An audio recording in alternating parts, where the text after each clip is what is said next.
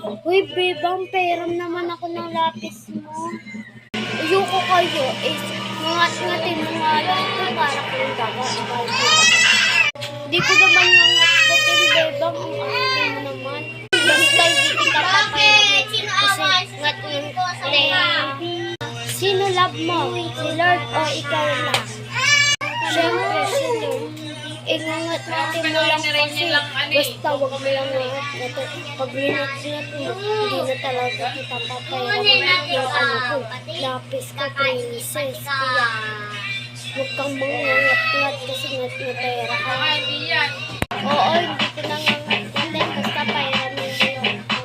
Oo, ito na yung lapis. Okay na. Thank you. Oh. Okay na.